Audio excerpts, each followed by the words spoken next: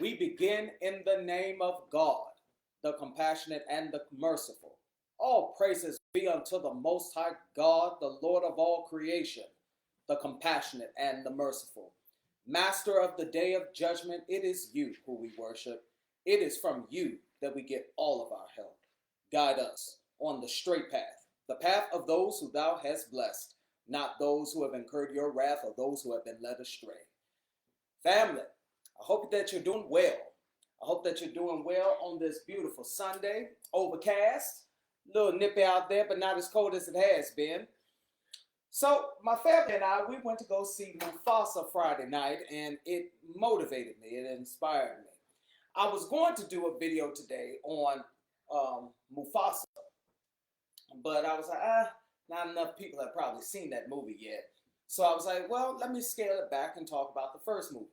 So today we're going to talk about the circle of life. And any of y'all who know me, I believe that there is a message in every movie. And I love a good piece of cinema.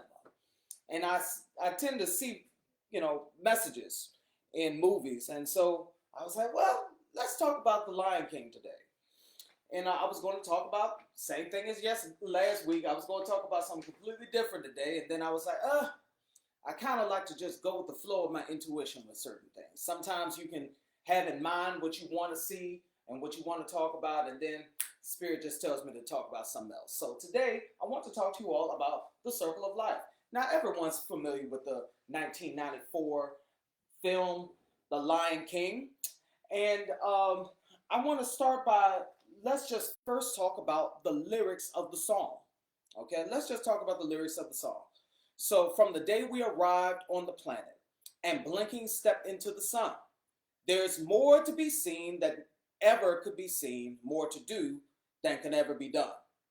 There's far too much to take in here, more to find than ever be found.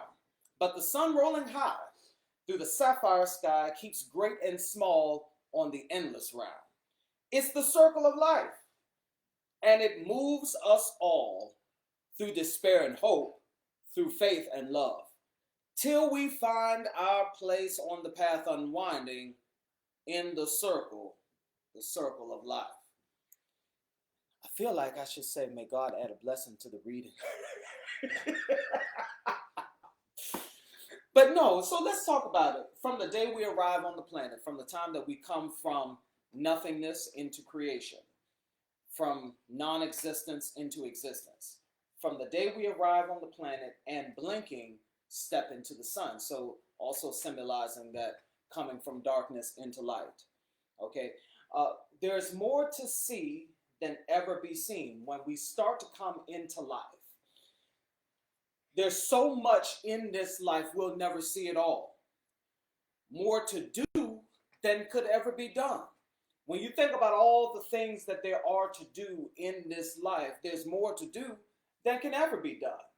There's far too much to take in here, more to find than can ever be found.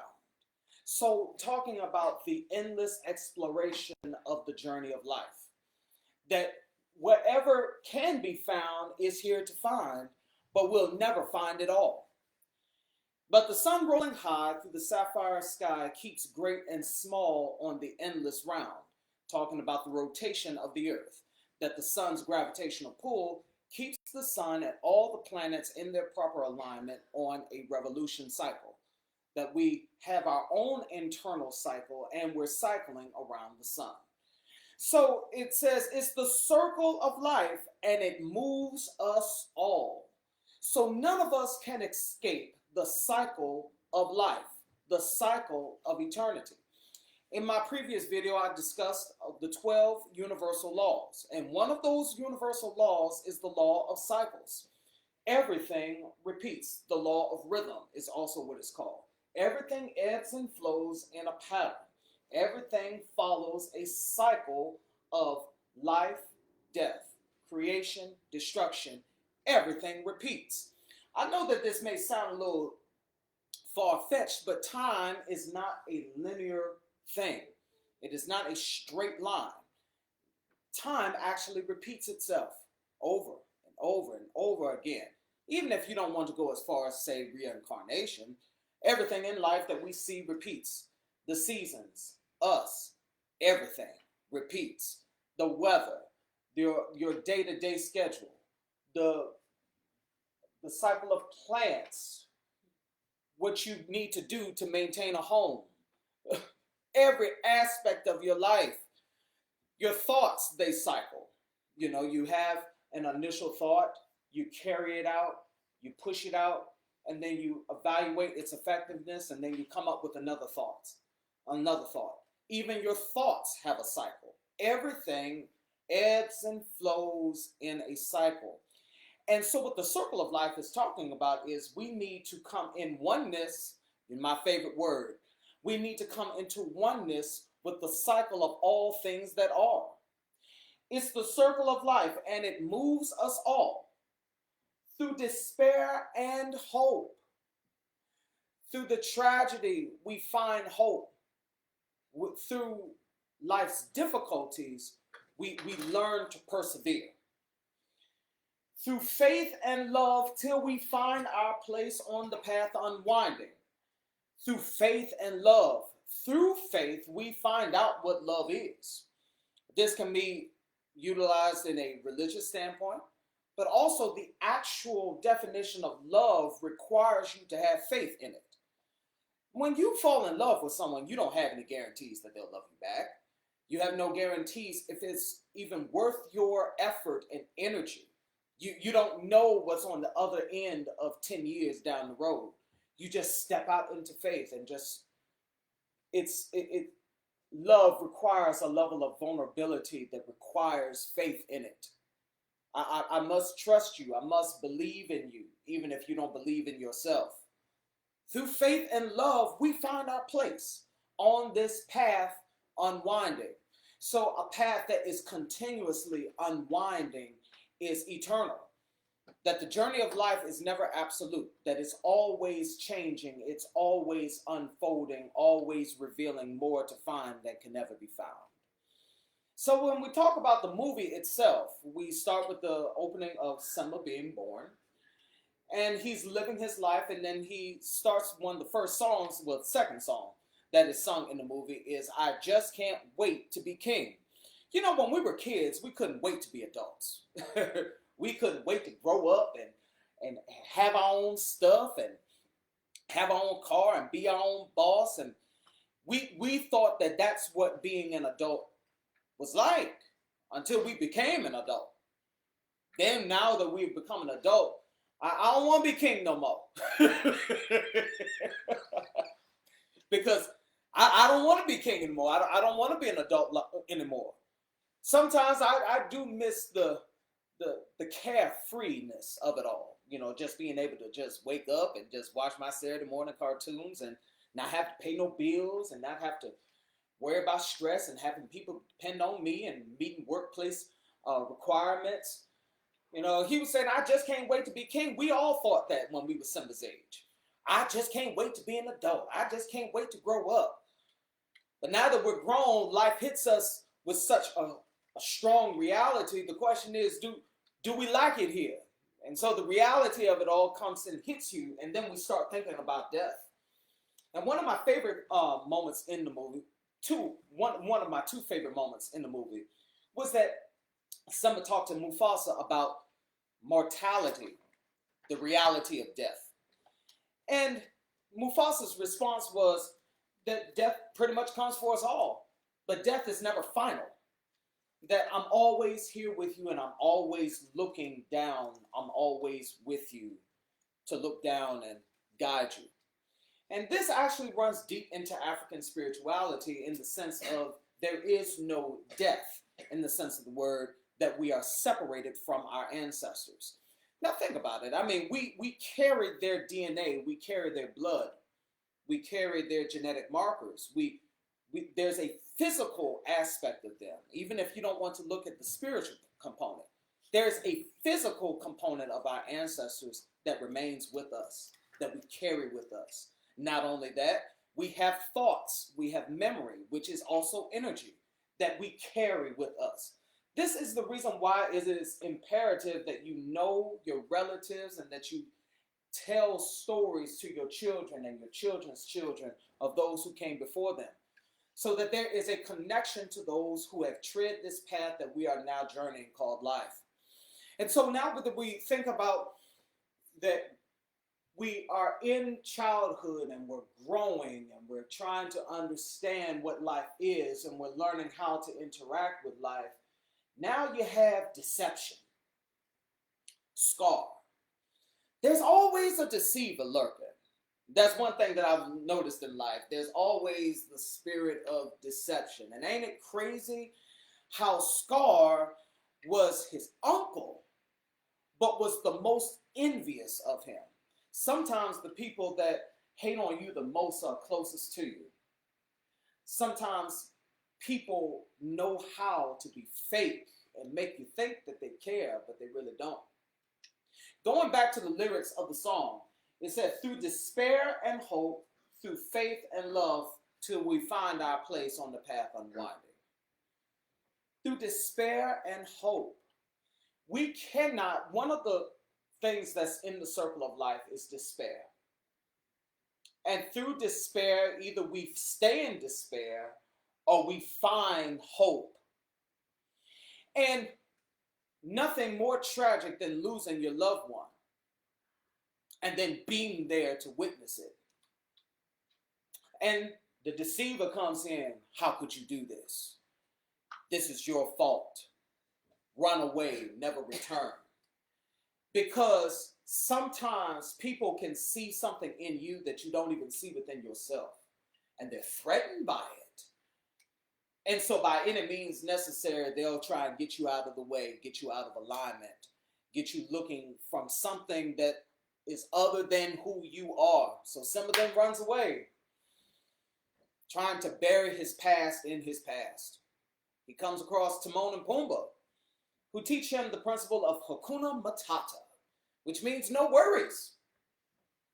And in its own merit, Hakuna Matata has a place. Because I have to let go of what happened. I have to let it go. It happened. It's in the past. Hakuna Matata, no worries. I'm moving on. And it was necessary for Simba to embrace this because he had believed the lies of the deceiver. And the deceiver comes in many forms, beloved. The deceiver sometimes can sound like yourself. Sometimes your own internal narrative would deceive you out of your own purpose and get you running from things that happened in the past. So we have a young lion who went from saying, I just can't wait to be king, to I don't want to be this anymore. I don't deserve this. I'm unworthy of it. Hakuna Matata, I'm moving on. Then he comes across Rafiki. Rafiki finds him and teaches him how to meditate and tap into communing with his ancestor, Mufasa. This is the reason why I said what the vision that he saw was actually a manifestation from his own consciousness. This is what meditation teaches us. It teaches us to go and explore the deep recesses of our consciousness and find a harmony, a balance. And when you get into this space, and I've experienced this for myself, when you get into that pocket of meditation, it takes me about 10, 15 minutes of sitting in silence before there's like this, I can't explain it, but like this pocket where it feels like you're asleep, but you're not quite asleep. It's like in between being asleep and awake, and you empty your mind of everything. What you need to come to you will come to you. And this is, I'm telling you what I've experienced for myself, whether it's through a formal prayer or whether it's through sitting in silence. Science has even affirmed this, that meditation increases serotonin levels, which helps us register happiness, joy. It also helps bring down cortisol levels, which gets released when we're stressed out. It helps the body, the blood pressure come down. Meditation has a place. It is scientifically backed, beloved. And so Rafiki then teaches Simba now how to tap into a level of meditation where he's able to get a vision from Mufasa. I'm of the belief that our ancestors are constantly guiding us. And there's nothing witchcraft about it. That's the whole deception of it all. They've taught us that it's witchcraft for us to talk to our own ancestors, but Catholics venerate dead saints. Think about it. Think about it. Your ancestors are a part of who you are. They live within you. You hear me? And so as long as you think that they're not here, then they won't be here. Perception is reality. And when he listened to Mufasa, Mufasa said, "You are more than what you have become. You have forgotten who you are. Remember who you are." And Simba's thinking to himself, because isn't it crazy how we hear the truth and we'll still try and talk ourselves out of the truth? Because he's still arguing like, I can't go back. And after the vision had completed, Rafiki came up to him. He said, "I know what I must do, but it's hard because how can I face my past?" You see, Hakuna Matata taught him how to let go of the past, but he was still in bondage to the past because he still hadn't confronted it. You can let something go, but it still doesn't mean that you haven't learned what you needed to learn. So then, one of my favorite scenes in the movie is he then hits him on the head with the stick. He said, "Hey, what you do that for?" So what you hit me for? He said, "It doesn't matter. It's in the past, right? Hakuna Matata." He said, "But it still hurt." He said, "Yeah, the past can hurt. But my perspective is either you can run from it or you can learn from it."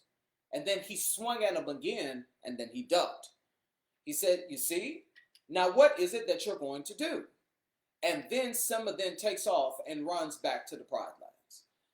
You see, beloved, I don't know what may have happened to you in the past. Yes, Hakuna Matata is true. It's absolutely true. You have to let things go. But if you don't let things go without learning what you need to learn, then you'll still remain captive to whoever hurt you, whatever mistakes you made, whatever you think did not happen the way that it was supposed to happen. Beloved, this is a part of the circle of life. Through despair and hope, through faith and love, we find our place on the path unwinding. This path is continuous, this cycle. And when he finally confronted Scar and learned the truth, he was able to get the courage that he needed to overcome it. Because who he is was already there. Be careful of deception. People will feed you lies. And sometimes I want to give them the benefit of the doubt. I would like to think that people don't always know that they're lying. I would like to think that envy just pushes people to do things that I wish that they didn't do. Because, envy creeps itself into good people. People who have good character, people who have good nature about them are susceptible to envy. And they see something in you that you don't even see in yourself. And sometimes people will tell you a lie and don't even know that it's a lie. They'll just tell you what they think they know about you, what they think they see, or what they want you to be. I want you out of the way. I don't want you getting healed, because then it then exposes the areas of my own brokenness. That's an ugly truth that I have found out. That getting healed sometimes makes people uncomfortable because it shines a light on their broken areas. Your healing exposes the areas where they're still sick. And it takes someone truly being mature enough to recognize it and still clap for you, even though that they're dealing with their own things. I've learned to give people grace. It's not always easy, but I've learned to give people grace. A lot of times people are dealing with their own internal demons, and it comes out in the behavior that you can either choose to offend you or choose to give grace towards. The circle of life. Where's my marker? I want to draw this diagram for you. The circle of life, when I think about it, it looks like this.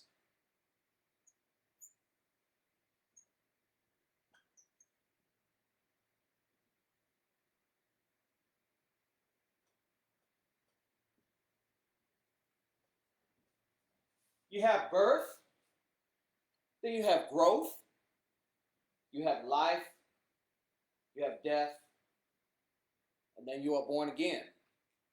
Now, this can apply to not just the physical, but the spiritual as well. Being born again from a Christian context refers to forsaking what you thought you knew and taking on a completely different way of being, taking on a completely different consciousness, to take on a different manner of belief.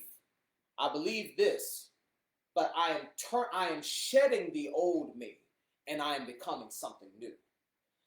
This also happens in the physical. Did you know that the human body replaces every cell every 7 to 10 years?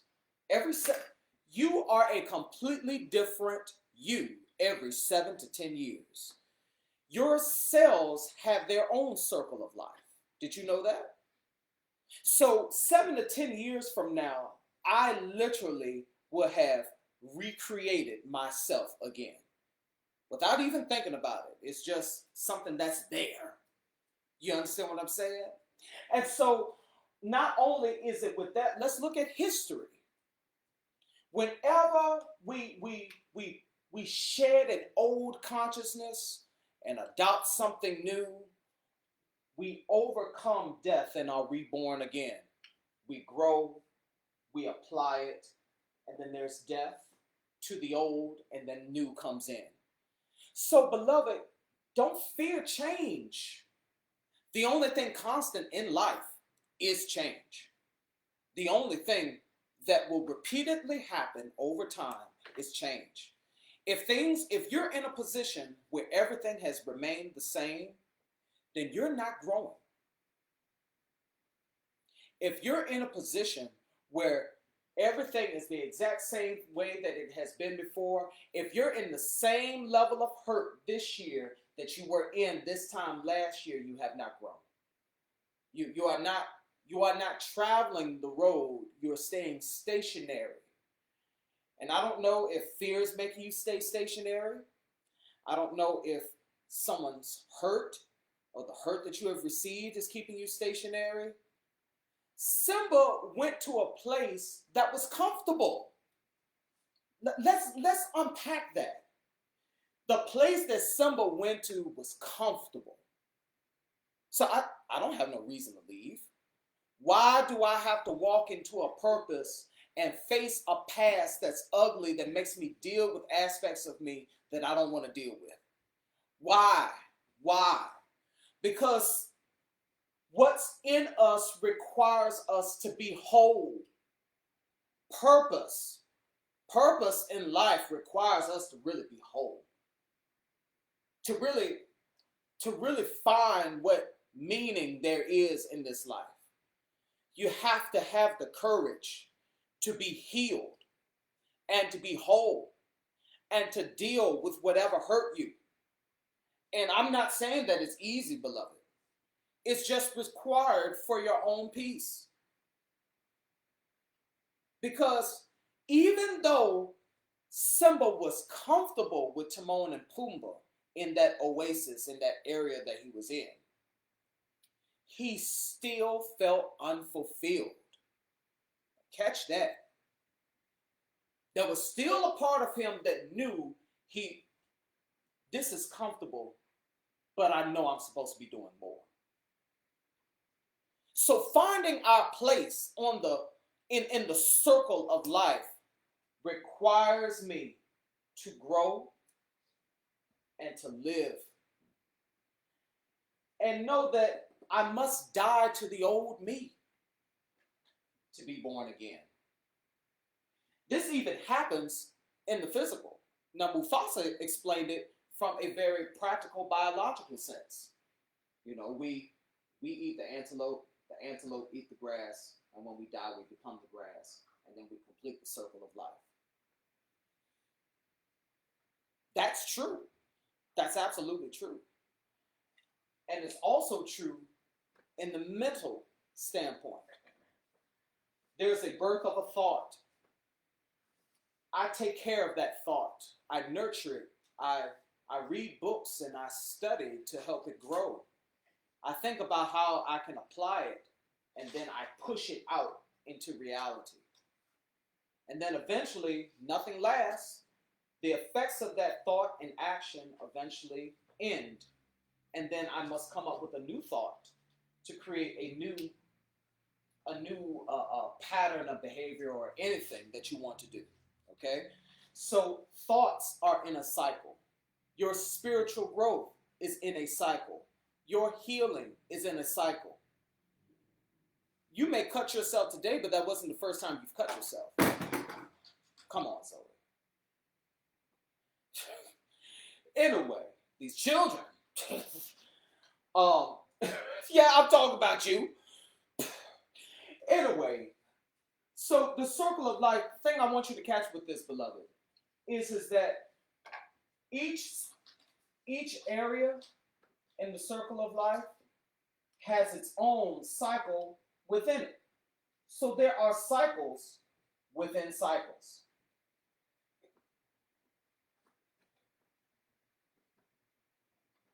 So I'm constantly being born again. I'm constantly relearning what it means to be alive. I'm constantly growing. I'm constantly learning. I'm constantly adapting. I'm constantly living and finding out different ways to live and putting away what I used to think was a good life and adopting what it means to have a good life. You know, there was one point in time where I thought a good Friday night was being out and about in a club somewhere. I thought that was fun. And I lived the entire week to get to the moment on a Friday evening where I can go out.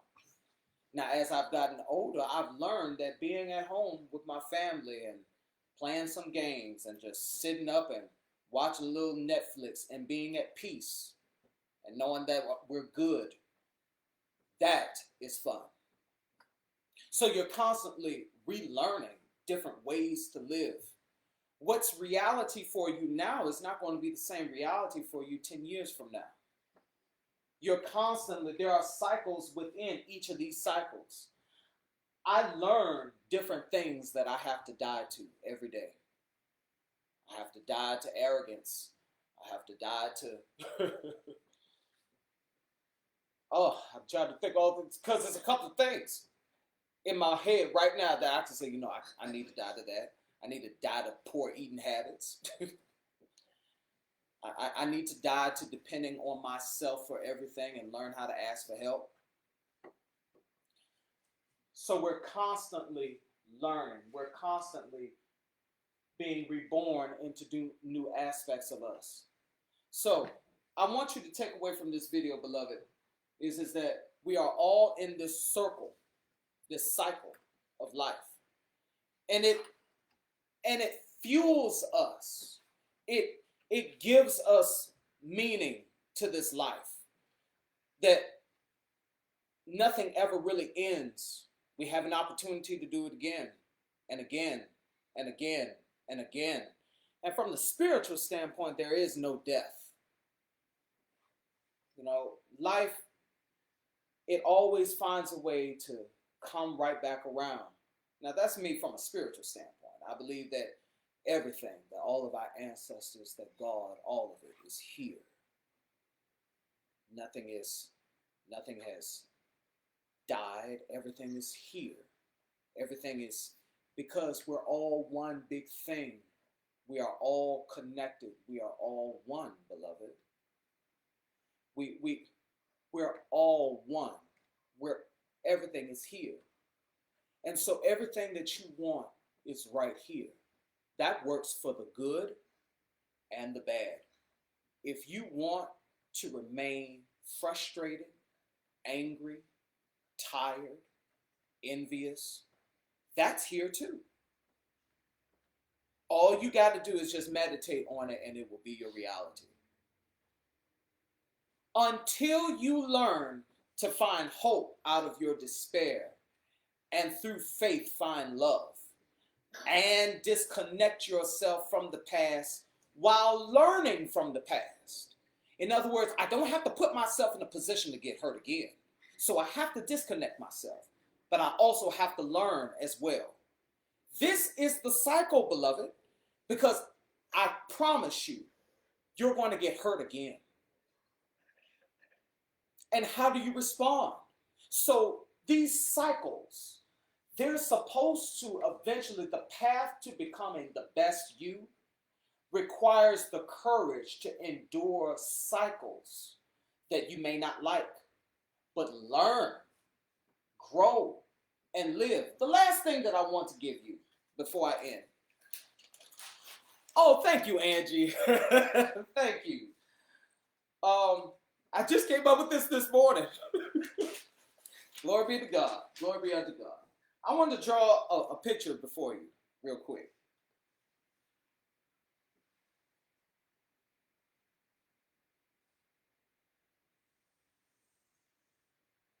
Y'all see that? Now, what does that look like to you? Somebody that's frustrated, angry, pissed off. But if I do this,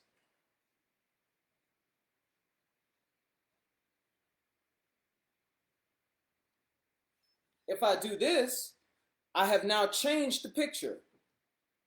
Now a picture of somebody that was frustrated with just me drawing 1, 2, 3, 4, 5, 6, 7. All I had to do was draw 7 lines and I changed the interpretation of this picture. Life, beloved, is like a blank sheet of paper, okay? It's blank. When we come into this life, it's blank. And when I talk to my atheist friends, they say, life is meaningless. We're just a spot of dust in the big collective all that is. There is no purpose to life. There is no greater meaning. My atheist friends, they love to say that. And you know what? I'll agree with you. When we come into life, it's a blank sheet of paper. It doesn't have any meaning. It doesn't have a purpose. We come into life with this. And it is our purpose to give life purpose. It is for us to draw and give meaning to this blank slate of life that we come in here with. And yeah, you can be angry, but what you gonna do with what God has given you? All of us carry the power within us to change our reality, to change our perception of what is. God exists within you, beloved. God exists within you. The Creator is in me, and therefore I can create whatever reality I choose, positive or negative.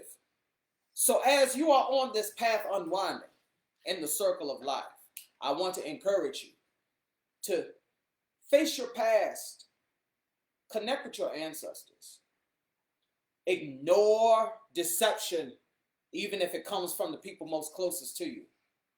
Learn to walk in Hakuna Matata, but don't forget to learn from the past and face your past, because you will never become more than what you have become until you are willing to embrace change, face the past, and find faith, hope, and love.